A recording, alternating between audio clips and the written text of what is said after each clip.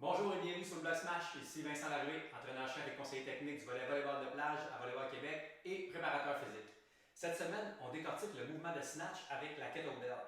C'est un mouvement qui est assez complexe, mais qui vaut la peine de travailler à maîtriser parce que pour les volleyeurs, il y a des éléments intéressants dans ce mouvement-là. Entre autres choses, le mouvement d'extension qu'on fait qui ressemble drôlement à notre saut d'attaque. Et également, dans le mouvement de snatch, on travaille avec un seul bras, ce qui a une belle corrélation avec le mouvement de frappe du ballon. Donc, dans son ensemble, le mouvement ressemble à ceci.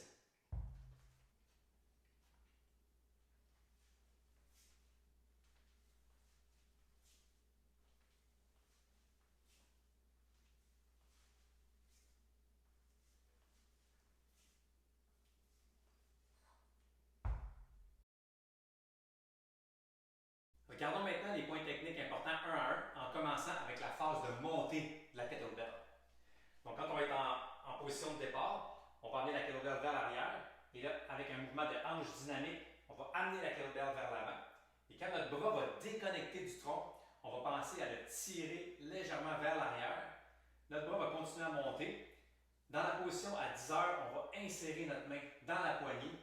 Et là, la kettlebell va venir reposer doucement sur notre bras. Et le momentum du mouvement, on finit avec le bras en pleine extension, le poids au-dessus de la tête. Donc, ça ressemble à ceci. Tire, insère. Tire, insère. Tire, insère. C'est important d'avoir une insertion dynamique de la main, et particulièrement avec le bras à 10 heures, pour éviter que la kettlebell nous cogne sur le bras. Donc, si on fait l'insertion trop tard dans le mouvement, la kettlebell va nous cogner, et à la longue, ça peut être douloureux. Donc, ça peut ressembler à quelque chose comme ça. Et puis, ça va être désagréable, on n'aura plus envie de faire le mouvement. Donc, bien important de penser à tirer le bras, insérer à 10 heures, la kettlebell va s'insérer doucement et on finit le mouvement en pleine extension. Le deuxième point important à penser, c'est quand on va swinguer la kettlebell vers le haut, de s'assurer de la garder au centre du corps le plus possible pour que quand on va finir avec le bras en haut, que la kettlebell ne se retrouve pas décalée ici, ça va être plus difficile sur l'épaule. Il faut bien penser à avoir le biceps près de la tête quand on finit le mouvement. Donc vraiment bien penser à swinguer le poids et l'avoir au centre du corps pour qu'il soit près de nous. Quand notre biceps près de l'oreille, pour avoir beaucoup moins de tension sur l'épaule, ça va être un mouvement beaucoup plus efficace.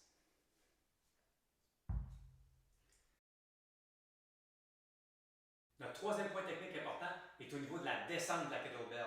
Donc, pour être capable de ne pas mettre trop de tension sur l'épaule, ce qu'on va faire, c'est quand on a le poids en haut, au-dessus de la tête, avant de redescendre le poids, on va légèrement pencher notre corps vers l'arrière, faire une rotation de la cage thoracique.